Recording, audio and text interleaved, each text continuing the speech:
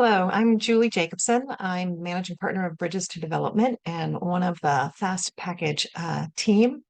And I'm presenting to you today on the training competencies for female genital schistosomiasis developed as part of the Fast Package project.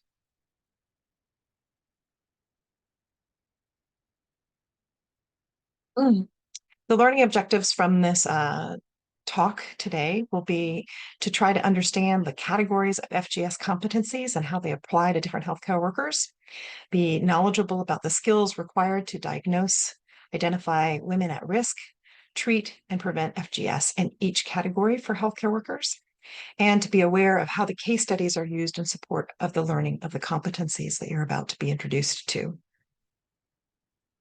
The resource for this presentation is a paper that was written entitled Addressing a Silent and Neglected Scourge in Sexual and Reproductive Health in Sub-Saharan Africa by Development of Training Competencies to Improve Prevention, Diagnosis, and Treatment of Female Genital Schistosomiasis for Healthcare Workers, and is a free article available. So the first piece to share with you is how did the competencies come about and how were they created? When first starting to talk about FGS, one of the questions was that there's a huge knowledge gap on what is FGS, and it's not routinely part of medical education as has probably already been covered in some of the content that you've heard. And the question came, well, what are we supposed to know? What is a competent person providing care with regards to female genital schistosomiasis? And so these training competencies were put together to say and define what it is that people who are providing care for women and girls at risk of FGS need to know in order to be able to successfully complete their job. So to do this, we ended up doing an online workshop, which was very well attended. This allowed a very broad set of participants to participate in the process. We had over 65 people provide input into the work from 24 different countries, and that was representing 15 endemic countries, which you see in the map there. And WHO, the World Health Organization's team, helped with the development of the workshop content, and we conducted this workshop over 3 weeks, which was very helpful. So we were able to collect information from all of the different users, work in very small groups, propose things, then separate out. People would go back to their daily lives. Our team would be able to refine those, bring them down, combine them, putting them into categories, bring the group back, re-look at them, discuss them again in groups, and then and be able to refine them over time. So the outcomes of this will be used to guide the development of online training pieces like this for partners, and we have the competencies now available in English, French, and Portuguese. And in this workshop, where the competencies were developed, the people who participated in this represented researchers, medical doctors, and others. So it was a wide variety of participants within the training competencies development. So the competencies fall into two categories. First, ones that will be used in clinical settings and those that will be involved in community settings. So there are skills that need to be developed over a wide set of abilities that include diagnosis, treatment, identifying women at risk, and things to prevent schistosomiasis from ever being acquired. So a total of 27 competencies were ultimately completed, 16 for the clinical setting and 11 for the community setting. When we look in the clinical setting, we have 10 of these that are focused around the area of diagnosis and 6 that are focused around the area of treatment. In the community setting, we have 6 that work around identifying women at risk and 5 that deal with prevention and how to prevent schistosomiasis and female genital schistosomiasis. So if we look at the competencies a little bit more closely, we have the ones that were in the clinical setting. These have 3 different elements that were divided out: diagnosis of FGS in a clinical setting, performance of a pelvic exam to clinically diagnose FGS, and treatment of schistosomiasis and FGS. So the competencies are organized in a table format, and you have one line for each different competency that the provider needs to know. The first column describes who needs to have that competency. The second one describes what they need to do. The next column is to whom do they need to provide this? The next column for what reason? And then the next column for when would they be doing this? And the final column is the required knowledge that they would need to have in order to be able to do that competency. So if we look at it, this is the way it's laid out across all of them. But if we look at it in depth in the first one here, so a health practitioner would need to be able to order laboratory diagnostic tests for schistosome and STI per local guidelines, so sexually transmitted infections per their local guidelines. Who would they do this to? It would be to women and girls who live at risk of FGS with bloody urine or clinical signs of FGS or suspected sexually transmitted infection not responding to treatment. So for what reason? To diagnose active parasitic infection and differentiate FGS from sexually transmitted infections. When would this be done? At a clinic visit by women and girls when health practitioner deems it appropriate. And what's the required knowledge that they would need to have? It would be understanding that a negative urogenital schisto test does not exclude the diagnosis of FGS, and praziquantel treatment is still warranted, and to know that and follow the local guidelines for diagnosis and treatment of sexually transmitted infections. So there's a large body of knowledge that's needed in order to be able to demonstrate this competency in the medical practice. And key elements of understanding schistosomiasis and how this fits into clinical care. So each line of the competencies go through all of these different categories: who, what, to whom, for what, when, and what's the knowledge required. And then you see here we have in yellow the case study scenario. We have two case studies, one with an individual named Joy and the second with an individual named Grace, that supports the learning of this competency and the gaining of the knowledge of this competency. And you'll learn more about the case studies later. The second set of competencies are focused at the community setting, and so not dealing with a clinical diagnosis. And they focus on identifying of women at risk within the community, preventing schistosomiasis and FGS, and the treatment of schistosomiasis and FGS, which overlaps with the clinical. So although we have these divided into the clinical and the community, people who are in the clinical setting need to understand how to prevent schistosomiasis and how to identify at-risk populations. And similarly, people who are in the community setting need to overlap and understand the treatment of schistosomiasis, and also to understand what would happen within the clinic to be able to support people when they identify people at risk and refer them for further care or workup. So if we look at the community setting competencies, we see it's laid out in exactly the same way as the ones for the clinic. And if we go to the one with the star here, so it would be community health worker or a peer educator would ask questions in a gender and culturally sensitive manner about previous history of urinary schistosomiasis or history of STIs, sexually transmitted infections, that have not responded to treatment. And to whom would they do this? It would be women and girls who are living in or have lived in or near schistosomiasis endemic areas. And for what purpose? To identify women and girls at risk of FGS. And when, during routine household visits or at community health outreach events, which specifically target women and girls, or perform outreach where women typically congregate in the community.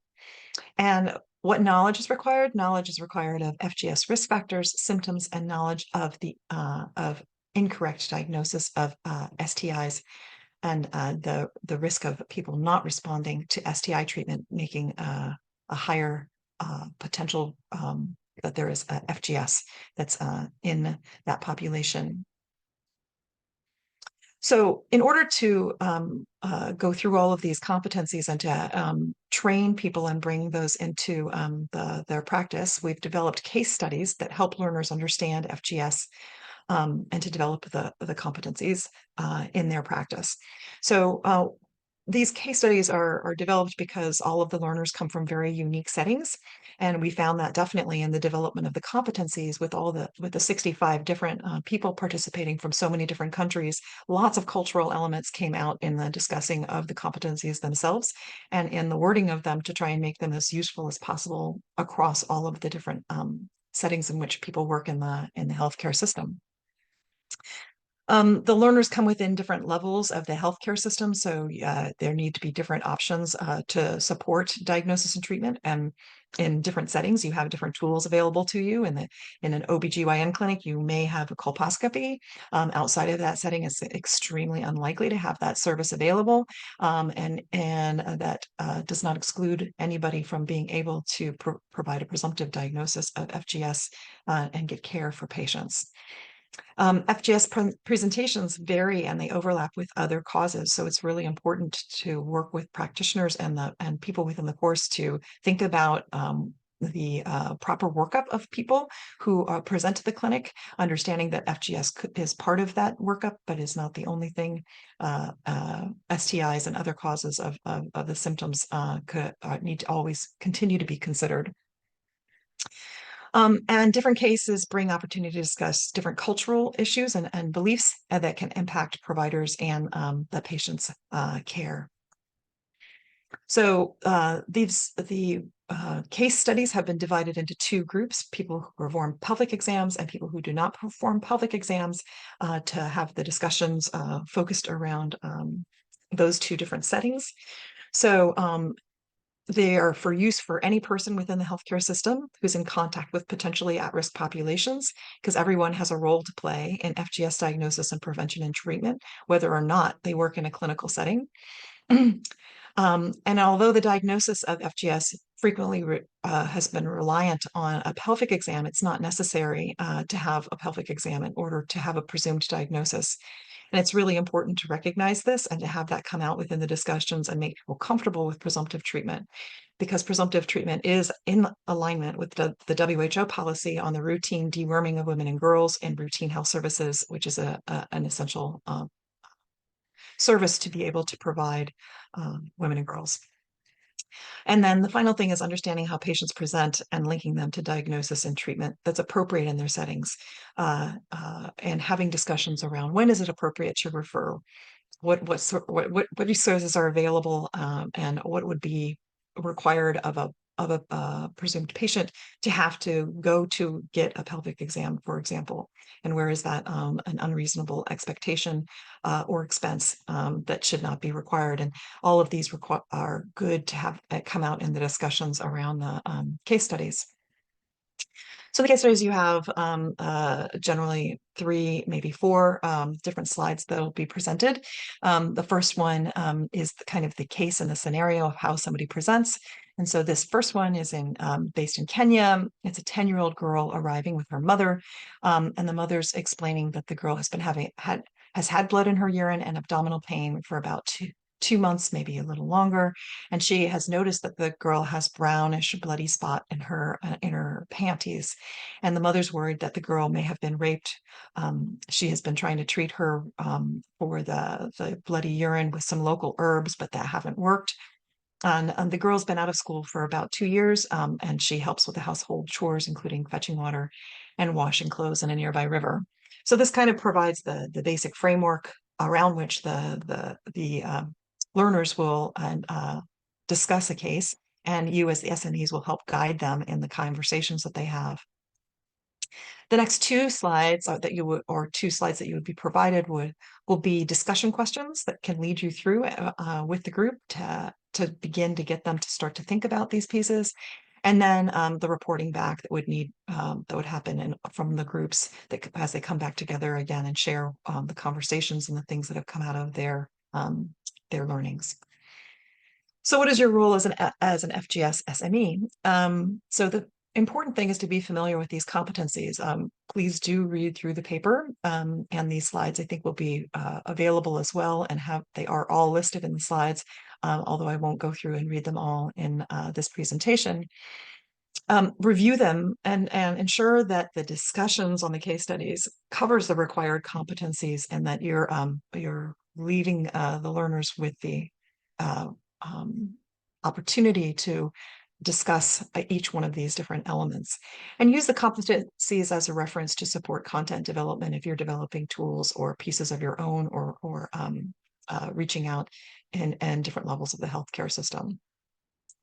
So let's look at this first one here. A health practitioner informs and counsels the patient that family and community members may also be at risk for schistosomiasis and should seek treatment. So when this happened, when a patient is suspected or diagnosed with schistosomiasis or FGS, for the purpose of preventing and treating schistosomiasis. And you do this whenever there's a confirmed, suspected, or exposed woman or girl. And the required knowledge is understanding risk factors, epidemiology of schistosomiasis, and its clinical complications. So if we go back to our case study that we talked about, so in this case, there's the young girl who is a suspected case of schistosomiasis and female genital schistosomiasis.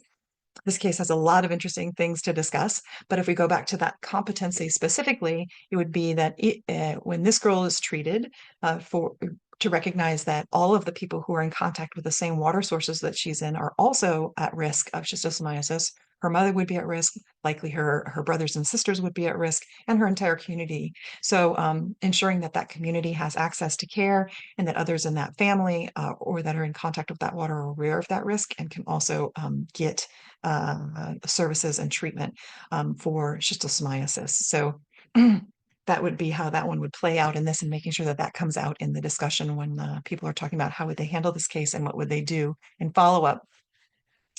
And of course, this one being a young girl, there's also important conversations about when you do and do not perform pelvic exams, what's required, what's a presumptive diagnosis, and the cultural issues around young women and girls and their sexual and reproductive health. So there's several things for discussion when you're in your group sessions, and one of those pieces are with these competencies, how can you use these in your setting, and how can they be used to support your training efforts? Where do you think the competencies need to be shared in your setting or your community or your country? And then how can these be brought into routine training for healthcare providers? So in the pre-service training or in continuing education for in-service training. And I think there'll be a lot of interesting discussions following up with the going more in depth into the case studies in which you'll be able to discuss those and then refer back to the competencies and be sure that the case studies are supporting the development of those competencies. With that, I thank you.